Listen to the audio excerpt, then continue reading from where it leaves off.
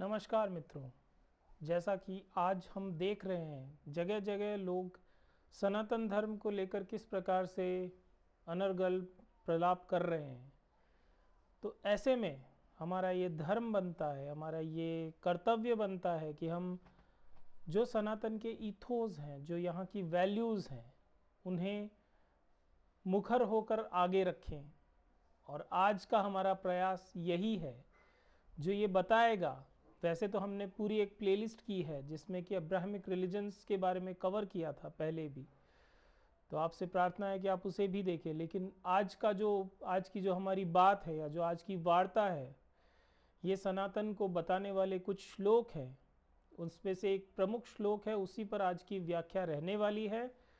तो हमारे साथ बने रहिए और देखिए कि कैसे सनातन की वैल्यूज़ अलग है, कैसे सनातन धर्म इतने समय तक जीवित है तो क्यों है, या अब अगर फैल भी रहा है तो क्यों फैल रहा है, क्या ऐसा है जिसकी वजह से ऐसा फैल रहा है। जैसा कि हम अब्राहमिक्स में देखते हैं कि सब कोई पूरी पृथ्वी को अपने अधिग्रहित कर लेना चाहता है। पूरे उनका जो लक्ष्य है वो पूरे जहाँ से सूर्योदय होता है और जहाँ अस्त होता है क्योंकि उनके हिसाब से तो पृथ्वी भी सपाट है, तो पूरी सपाट पृथ्वी पे वो अपना आधिपत्य स्थापित करना चाहते हैं और चाहते हैं कि हम सभी सनातन भाई बंधु हम सभी जाते रहें। लेकिन क्यों आज तक सनातन टिका हुआ है और क्यों आगे भी हजारों साल तक टिका रहेगा?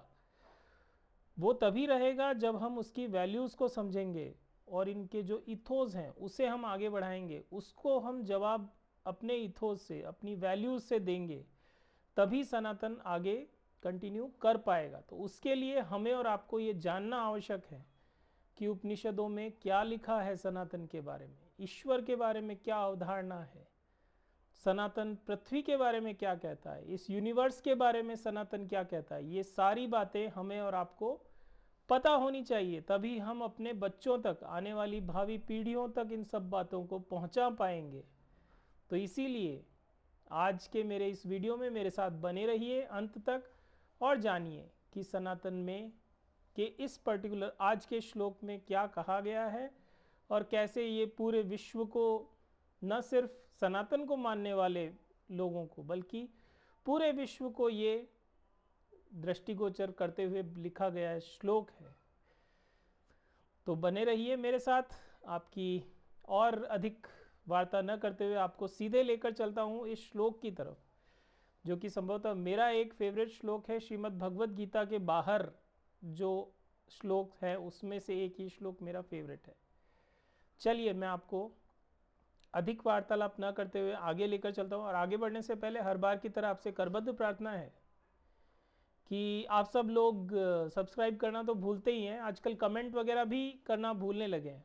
तो प्रार्थना है, करबद्ध प्रार्थना है कि कमेंट सेक्शन में जाकर सनातन धर्म की जय, जय श्री कृष्णा, जय श्री राम, हर हर महादेव, ये आपको अवश्य लिखना ही लिखना है। सब्सक्राइब तो आप करें तो बहुत अच्छा है, अन्यथा हनुमान जी रखने वाले हैं तो वो रखेंगे ही, यहाँ तक लाएं तो आगे भी लेके जाएंगे।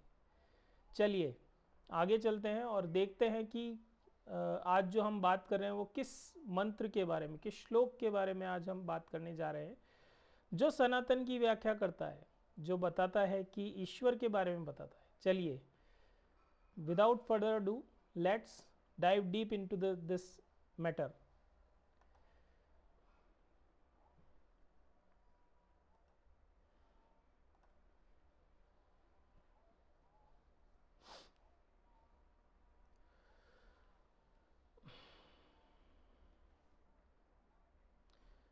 जी हाँ, जो श्लोक है वो ईशोपनिषद का प्रथम वाक्य है, प्रथम छंद है। इसे कैसे पढ़ेंगे? इसे ऐसे पढ़ना है, ईशावास्यमिदं सर्वं यत्किंचित् जगत्यां जगत् तेन त्यक्तेन भुञ्जीथाः माग्रधः कस्य स्विद्धनम्।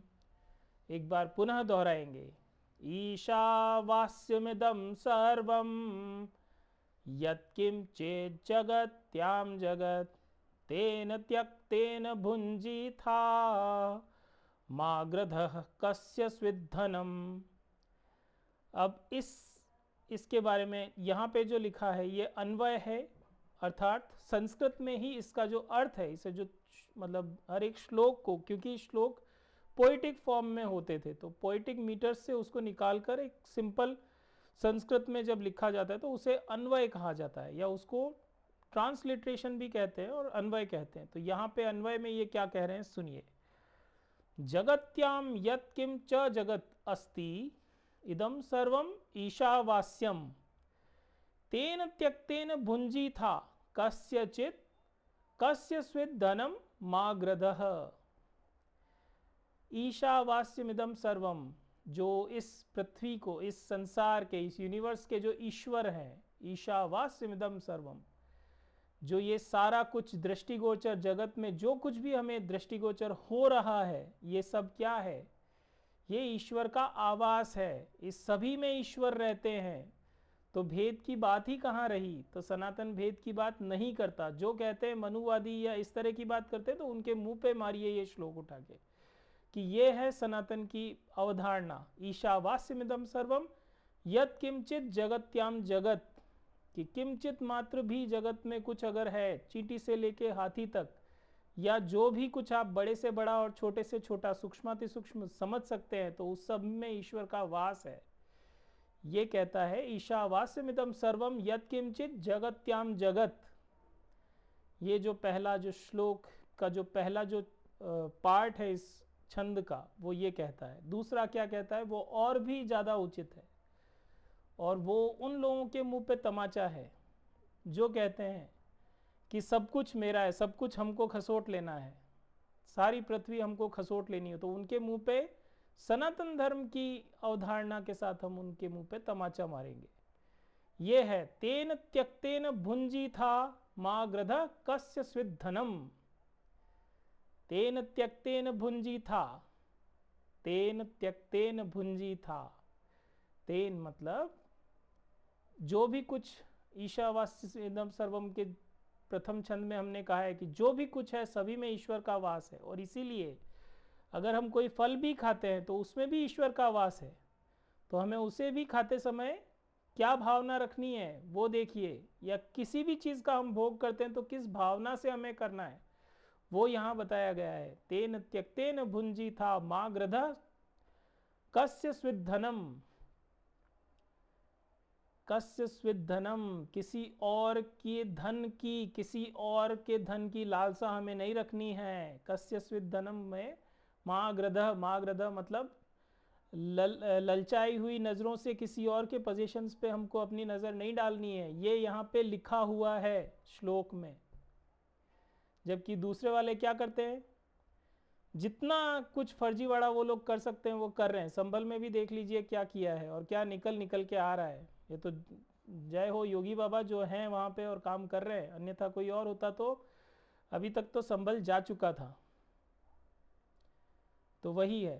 तो और तेन त्यक्तेन भुंजी था, तेन त्यक्तेन का अर्थ है कि उसमें आपको इस तरह से उसका भोग करना है। हर एक वस्तु में ईश्वर का वास है, किंतु यदि आप उसका भोग करते हैं तो उसे निस्वार्थ भाव से भोग करना है। भोग तो आपको करना पड़ेगा क्योंकि जीवित रहना है तो भोग करना पड़ेगा। तो भोग करने के लिए निस्वार्थ भाव से भोग करें। जब हमने श्रीमद् भगवद गीता भी पढ़ी थी तो वहाँ पे भी यही श्री कृष्ण भगवान अर्जुन को कह रहे थे कि जब तुम निष्काम भाव से कर्म करते हो, निष्काम भाव से भोग करते हो, निष्काम भाव से जो भी आप कार्य करते हो ईश्वर को समर्पित करके, तो उसका जो कर्म है, उसका जो कर्म बंधन है वो आपको नहीं लगता। तो वही यहाँ पे भी कही गई है। वहाँ पे, यहाँ पे भगवान फिर से कह रहे हैं कि आपको भोग करना है कीजिए, लेकिन अपनी कामनाओं की पूर्ति के लिए मत कीजिए। ठीक है ना? दो चीज़ें होती है, एक तो कामना पूर्ति और दूसरा होता है कि क्योंकि वो आवश्यक है करना इसलिए आप कर रहे हैं।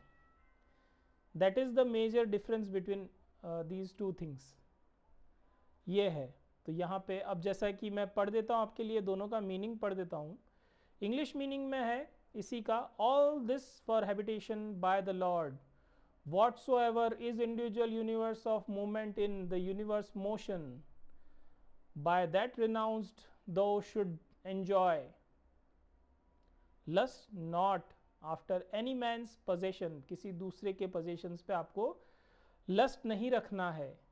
और आपको जो अपना धन मिला है आपको उसे भी किस प्रकार से भोगना है, उसे भी निस्वार्थ भाव से भोगना है और उतना ही भोगना है जितने की आवश्यकता है। ये भगवान यहाँ पे कहते हैं, ईशोपनिषद में आया है, कहा गया है ऋषियों द्वारा। अब बताइए सनातन में कहाँ कहा है कि दूसरे को मारो या कोई दूसरा नीचे है कोई दूसरा ऊपर है? ऐसा कहीं कुछ नहीं है। जो भ्रांतियाँ हैं ये सभी धर्मों में हुआ है तो सनातन में भी हुआ है और उसे दूर भी किया गया है। ऐसा नहीं है कि वो ऐसे ही रहा। आदि गुरु शंकराचार्य जी द्वारा कई सारी भ्रांतियाँ थी जिन्हें दूर किया गया था उस समय में भी।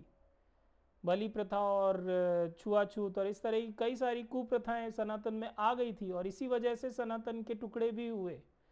सनातन के जो पंथ हम देखते हैं जिनमें कि हमें जैन बंधु मिलते हैं, बौद्ध बंधु मिलते हैं और सिख हमारे भाई बंधु मिलते हैं, तो वो सब क्या है? वो सारे सनातन से ही निकले हुए संप्रदाय हैं। वो सनातन से बिल्कुल भी अलग नहीं है। तो इसीलिए आप देखते हैं कि उनके भी धर्म ग्रंथों में हमारे ही भगवानों का वर्णन मिलता भी है। आपको विश्वास नहीं होगा, मैंने जैन धर्म के भी मंदिरों में देखा है तो वहाँ पे मुझे गणेश जी की आइडल भी मिलते थे।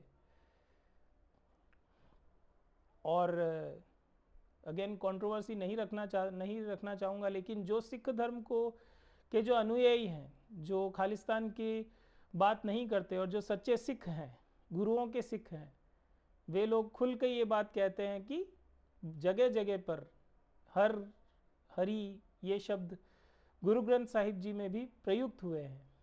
तो ये कहना कि वो कहीं और से आए, ऐसा हो ही नहीं सकता, क्योंकि हमारे ही सिख धर्म के जो हमारे बड़े भाई थे, हमारे जो बड़े भाई थे क्षत्रियों में, वे ही उन्होंने ही गुरुओं का कह सकते हैं कि वो प्रसाद चखा और वे ही गुरुओं के सिख हुए।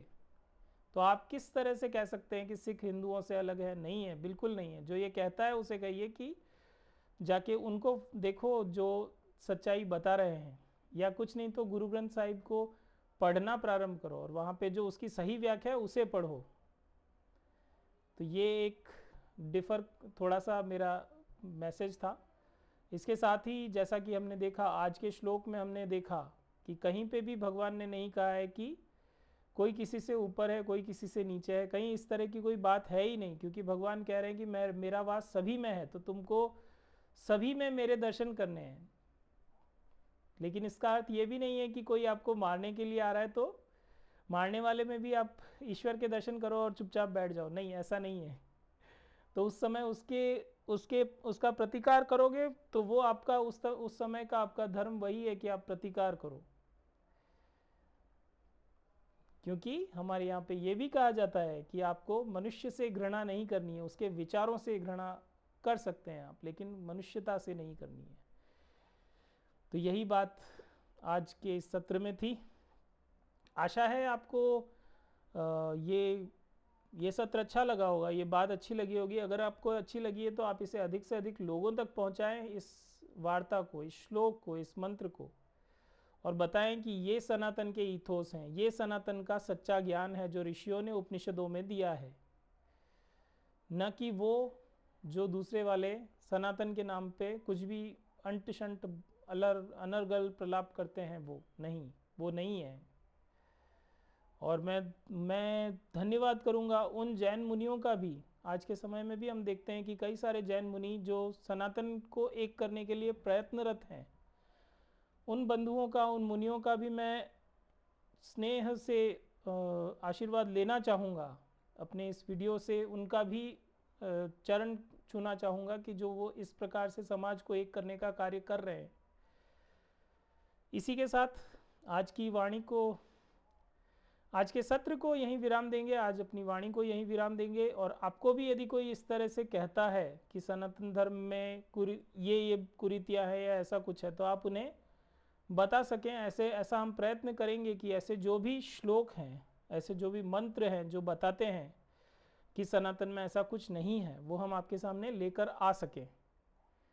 तो अपने बच्चों तक ये बात पहुंचाइए, क्योंकि होता क्या है ना, हम लोग अपने शास्त्रों से हम ही लोग इतने कटे हुए हैं कि हमें पता ही नहीं होता। जब बच्चा क्वेश्चन करता है कि पापा ये कैसे या वो कैसे, तो हमारे पास उसके उत्तर नहीं होते और उत्तर खोजने जब जब हम जाते हैं तो हमें इंस्टाग्राम पे नाचते हुए या इस तरह से बताते हुए मिलेंगे लोग कि जो एक लाइन में कुछ बोल के निकल जाएंगे और पूरी व्याख्या नहीं करेंगे, या फिर करेंगे तो इस तरह के करेंगे कि जो कहते हैं ना भौतिक लेवल पे हम उसको समझ नहीं पाते, तो हम ही नहीं समझ पाएंगे तो बच्चों को क्या समझाएंगे। तो इसीलिए प्रयत्न ये रहेगा कि जहाँ तक हो सके हम उसका सरलीकरण कर सकेंगे, करेंगे, प्रयत्न करेंगे अपनी ओर से। इसी के साथ आज के सत्र को यहीं विराम देंगे। अपनी वाणी को जय श्री कृष्णा, जय श्री राम, भारत माता की जय, जय हिंद, वंदे मातरम।